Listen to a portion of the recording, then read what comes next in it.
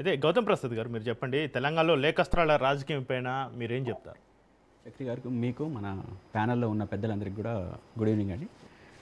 ఈరోజు తెలంగాణ రాష్ట్రంలో పరిపాలన నడుస్తుందా, డ్రామా నడుస్తుందా అర్థం కాని పరిస్థితి కనబడతా ఉంది చక్రి గారు. ఎందుకంటే మెట్రో అసలు ఎందుకు తీసుకోవాల్సి వస్తుంది? అది సక్రమంగా నడపట్లేదా, లేకపోతే ఎక్కడైనా లోపాలు ఉన్నాయా, లేకపోతే మేము నడపమని చెప్పేసి వాళ్ళ చేతులు ఎత్తేసారా? ఏ కారణం చేత మెట్రో తీసుకోవాలని చెప్పేసి అని అనుకున్నారు. సరే, మెట్రో తీసుకోవాలనుకున్నారు, దానికి ఏదో ఒప్పందాలు చేసుకున్నారు ఎవరితోనో అని చెప్పేసి అని అన్నారు. ఒప్పందాలు ఎవరితో చేసుకున్నారు? ఏ కంపెనీతో చేసుకున్నారు? ఏ కంపెనీతో చేసుకుంటే ఆ ఒప్పంద పత్రాలు ఎందుకు పబ్లిక్ డొమైన్లో లేవు? ఇప్పటికీ కూడా 13,000 కోట్ల రూపాయలు ఎక్కడి నుంచి అయితే వాళ్ళు తీసుకుంటున్నామని చెప్పేసి చెప్తున్నారో ఆ 13,000 కోట్ల రూపాయలకు సంబంధించిన అఫీషియల్ డాక్యుమెంట్ పబ్లిక్ డొమైన్లో లేదు. ఇది ఎక్కడి నుంచి తీసుకొస్తున్నారు అంటే, రేవంత్ రెడ్డి గారికి ఏమన్నా చుట్టాలు, పక్కాలు, బంధువులు ఎవరైనా ఉన్నారా ఇచ్చేవాళ్ళు? లేకపోతే అఫీషియల్గా ఏదైనా చేస్తున్నారా? చేస్తే అది ఎక్కడ చర్చ జరగాల? ఇదే 13,000 కోట్ల రూపాయలకు సంబంధించిన చర్చ క్యాబినెట్లో జరగాలి. క్యాబినెట్లో ఈ 13,000 కోట్ల రూపాయలు తెస్తున్నట్టు ఏదైనా చర్చ జరిగిందా? చర్చ జరిగితే ఇప్పటిదాకా ఒక్క క్యాబినెట్ మినిస్టర్ కూడా మాట్లాడట్లేదు దీని మీద. మాట్లాడట్లేదు. ఇంత జరుగుతుంటే ఒక్కళ్ళు కూడా మాట్లాడట్లేదు. ఒకవేళ నిజంగానే క్యాబినెట్లో చర్చ జరిగితే ఇప్పటిదాకా పేపర్లో వచ్చింది కానీ, టీవీలలో వచ్చింది కానీ, ఇగో క్యాబినెట్ మీటింగ్ ఇది జరిగింది, ఇగో దీంట్లో మేము ఇన్ని వేల కోట్ల రూపాయలు ఫలా కంపెనీ నుంచి తీసుకొస్తున్నాము, ఆ ఫలానా కంపెనీకి మనం పే చేయాల్సింది ఉంది అని చెప్పేసి ఇప్పటిదాకా ఏ ప్రెస్ మీట్లో కూడా రేవంత్ రెడ్డి గారు, ఈ రాష్ట్ర ముఖ్యమంత్రిగా ఉన్న వ్యక్తి, అసలు ఇప్పటిదాకా చెప్పలేదు. ఏ క్యాబినెట్ మినిస్టర్ కూడా చెప్పలేదు. ఒకవేళ మీరు రహస్యంగా ఏదైనా చెప్తే, జరిపితే, చర్చలే జరిపితే ఆ మినిట్స్ ఆఫ్ మీటింగ్ బయట పెట్టండి. ఎందుకు పెట్టట్లేదు? ఎందుకు పెట్టట్లేదో ఈరోజు తెలంగాణ ప్రజలకు సమాధానం చెప్పాలి, హైదరాబాద్ ప్రజలకు సమాధానం చెప్పాలి. ఈరోజు నువ్వు కొట్టినట్టు చేయి, నేను ఏడిచినట్టు చేస్తానని చెప్పేసి బీజేపీ అదేవిధంగా కాంగ్రెస్ మాట్లాడుతున్నాయి. అసలు కిషన్ రెడ్డి గారికి లేఖ ఎందుకు రాయాలి? అసలు ఇదంతా అఫీషియల్గా డీల్ చేసేదా, లేకపోతే వ్యక్తిగతంగా డీల్ చేసేదా? ఇది రేవంత్ రెడ్డి గారికి అదేవిధంగా కిషన్ రెడ్డి గారికి మధ్య ఉన్న ఒప్పందాలు కాదు కదా. ఒక రాష్ట్ర ప్రభుత్వానికి, కేంద్ర ప్రభుత్వానికి, లేదా ఇంకో పరాయి దేశం ఇస్తున్న లోనుకు సంబంధించిన అంశాలు ఖచ్చితంగా ఈ తెలంగాణ రాష్ట్ర ప్రజలకు కానీ, ఈ దేశ ప్రజలకు కానీ తెలియాల్సిన అవసరం లేదా? ఎందుకు చెప్పట్లేదు? ఇదే రేవంత్ రెడ్డి గారు, నేను ఏదో కిషన్ రెడ్డి గారికి లేఖ రాస్తున్నా. అసలు నువ్వు లేఖ ఎందుకు రాస్తావు? కేంద్ర ప్రభుత్వం తెలంగాణ రాష్ట్ర ప్రభుత్వానికి సపోర్ట్ చేయడం లేదు, పక్క రాష్ట్రాలకు ఇచ్చినటువంటి నిధులు ఈ రాష్ట్ర ప్రభుత్వానికి ఇవ్వడం లేదు. ఈ అన్ని విషయాలు కూడా పబ్లిక్ తెలియడంలో తప్పే ఉంది, లేఖ రాయడంలో తప్పే ఉంది, పబ్లిక్ డొమైన్లో పెట్టడంలో తప్పే ఉంది అంటే వాళ్ళు వర్షం. అదే చక్రి గారు, కేంద్ర ప్రభుత్వం రాష్ట్ర ప్రభుత్వానికి ఇవ్వట్లేదా, లేదా పరాయి దేశం రాష్ట్ర ప్రభుత్వానికి అప్పిస్తుందా? పరాయి దేశం రాష్ట్రానికి అప్పిస్తుంది. ఆ అప్పుకు సంబంధించిన విషయాలు కేంద్ర ప్రభుత్వం చూడాలి. ఈ కేంద్ర ప్రభుత్వం చూస్తున్న దాంట్లో అసలు నువ్వు మినిట్స్ ఆఫ్ మీటింగ్ ఇప్పటిదాకా తెలియదు రాష్ట్ర ప్రజలకు. ఎందుకు పబ్లిక్ డొమైన్లో పెట్టలేదో చెప్పమని కాంగ్రెస్ పార్టీకి, ఈ కాంగ్రెస్ ప్రభుత్వంకి చెప్పండి.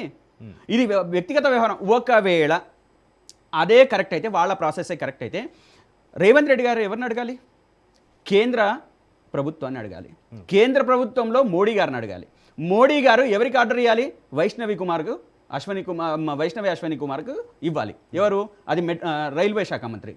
ఇదంతా ప్రాసెస్ కాకుండా కిషన్ రెడ్డిని పట్టుకొని ఎందుకు చెప్తున్నాడు అంటే, ఇదంతా డ్రామా, పొలిటికల్ డ్రామా. అది అయ్యేది లేదు, పోయేది లేదు. అయ్యేది లేదు, పోయేది లేదు కాబట్టి ఏదైనా రకంగా వేరే వాళ్ళ కాంగ్రెస్ బీజేపీ కలిసి ఆడుతున్న నాటకాలు, ఇవి రెండు ఆడుతున్న నాటకాలు. ఇంకా బీజేపీ వినండి శివ గారు, కొంచెం మీరు మాట్లాడుతున్నప్పుడు నేనే ఆడతా.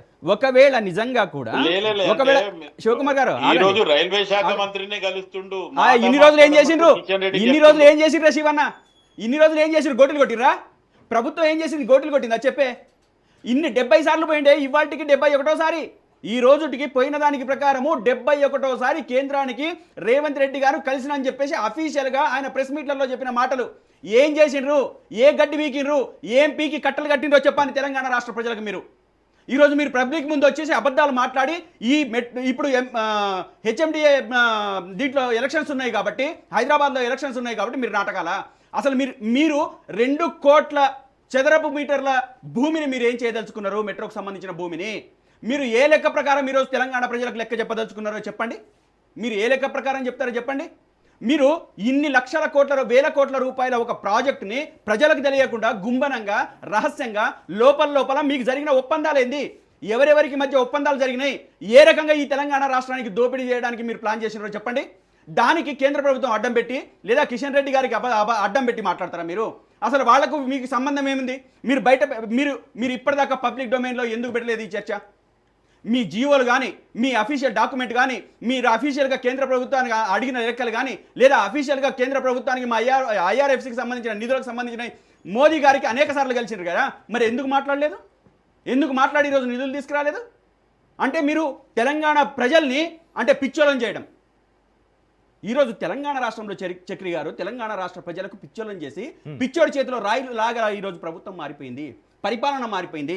వీళ్ళు ఎక్కడ కూడా అధికారిక లెక్కలు ఎక్కడ కూడా లేకుండా వీళ్ళు తెలంగాణ ప్రజలకు నాశనం చేయడానికి, ధ్వంసం చేయడానికి, చిన్న భిన్నం చేయడానికి వీళ్ళు మరొకసారి ప్లాన్ చేస్తున్నారు. అంటే ఇక్కడ గౌతమ్ ప్రసాద్ గారు, కానీ మీ 10 ఏళ్ల పాలనలో కూడా కేంద్రం పైన ఇలాంటి లేఖల యుద్ధాలు నిరసనలు జరిగాయి కదా, దానికి మీరేం చెప్తారు?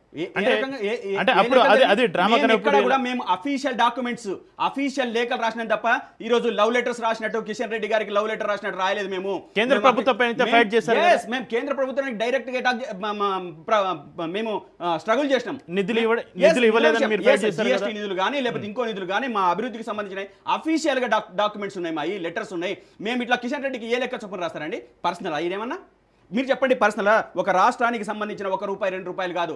మీరు 50 కోట్ల రూపాయలు ఒక కంపెనీ, 50 కోట్ల రూపాయల ఒక కంపెనీకి సంబంధించి అంటే ఈ కార్ రేస్కి సంబంధించిన మీరు పెద్ద ఎలిగేషన్ చేశారు కదా, 50 కోట్ల రూపాయలు మేము ఉన్నది ఆడ కంపెనీ, ఆ కంపెనీకి ట్రాన్సాక్షన్ అఫీషియల్గా చేసినామని చెప్పాము. దానికి ఎవిడెన్సులు ఉన్నాయి, అన్నీ ఉంటేనే మీరు రచ్చరచ్చ చేశారు కదా. ఈ 13,000 కోట్ల రూపాయలు మీరు ఎక్కడ పెట్టినారు? ఎవరితో ఒప్పందాలు చేసుకున్నారు? ఎవరితో ఒప్పందాలు చేసుకొని ఈరోజు తెలంగాణ ప్రజల ముందు పెట్టారు? ఈ రీస్ కావాలి కదా సమాధానము. మీరు ఈ రకంగా సమాధానం చెప్పకుండా మీరు ఇష్టం వచ్చినట్టు మాట్లాడితే ఇట్లా ఐఆర్ఎఫ్సి లోన్ ఒకవేళ ఇవ్వకపోతే కిషన్ రెడ్డికి ఏం సంబంధం అంటున్నా నేను? కిషన్ రెడ్డి గారికి ఏం సంబంధము? ఒకవేళ నిజంగానే వాళ్ళు కేంద్ర ప్రభుత్వమే చేస్తుంటే మరి 8 మంది ఈ రాష్ట్రానికి సంబంధించిన బీజేపీ ఎమ్మెల్యేలు అదే ఎంపీలు అదేవిధంగా కాంగ్రెస్ ఎంపీలు ఏం చేస్తున్నారు? బీజేపీ కాంగ్రెస్ ఎంపీలు 8 మంది పంచుకున్నారు కదా. పంచుకున్న వాళ్ళు తెలంగాణ రాష్ట్రానికి రావాల్సిన నిధులకు సంబంధించింది ఒకవేళ నిజంగా అఫీషియల్గా రావాల్సి ఉంటే మీరు ఏం చేస్తున్నారు? ఎక్కడ వండుకున్నారు? ఎక్కడ పండుకొని లేకపోతే గోటీలు కొట్టుకుంటున్నారా? గోటీలు కొట్టుకునేది ఉంటే ఈ తెలంగాణ రాష్ట్రాన్ని వదిలిపెట్టిపోండి. మీరు తెలంగాణ ప్రజల పాలన మీకు చేత కాకపోతే, చేయలేకపోతే, సత్తా లేకపోతే వదిలిపెట్టేసేయండి. ఈరోజు పట్టగాల్చి మీద వేయడం ఏది? ఈరోజు బీజేపీ వాళ్ళు ఏమంటారంటే ఏదో పనికిరాని మాటలు మాట్లాడుతున్నారు. ఆంధ్ర తెలంగాణ మనం మాట్లాడుతున్న ఇష్యూని ఏంది? లేకపోతే తెలంగాణ ఆంధ్ర ఇష్యూ ఇది? తెలంగాణ ఆంధ్ర ఇష్యూ ఇప్పుడు ఎవరైనా తీసుకొచ్చినరా? ఎక్కడ తీసుకొచ్చినా? ఇప్పుడు ఆ పైలక్ష్మారెడ్డి గారు మేము మా బీఆర్ఎస్ వాళ్ళకి పని లేదు, అదేవిధంగా ఇక్కడ పనికిరాని మాటలు మాట్లాడొద్దు. మీకు అదే నేనేమంటున్నానంటే మీకు చేతనైతే మీ ఎంపీల్ని నిజంగానే చెప్పి పని చేయించేది ఉంటే ఆ కాంగ్రెస్ వాళ్ళు మీరు నిజమా కాదా పార్లమెంట్లో నిలదీయండి, లేదా మోడీ దగ్గరికి పోయి సమైక్యంగా పోయి ఒక మెమోరాండం ఇవ్వండి. మా రాష్ట్రానికి రావాల్సిన 13,000 కోట్ల రూపాయలు మీరు ఎందుకు ఇవ్వట్లేదని చెప్పేసి మాట్లాడండి. ఎందుకు మాట్లాడట్లేదు? ఎందుకు తేలుకుట్టిన దొంగల్లాగా ఎందుకు మారినరు? ఈ తెలంగాణ రాష్ట్రాన్ని దోచుకోవడానికి ఎటువంటి ప్లాన్స్ చేస్తున్నారో చెప్పండి.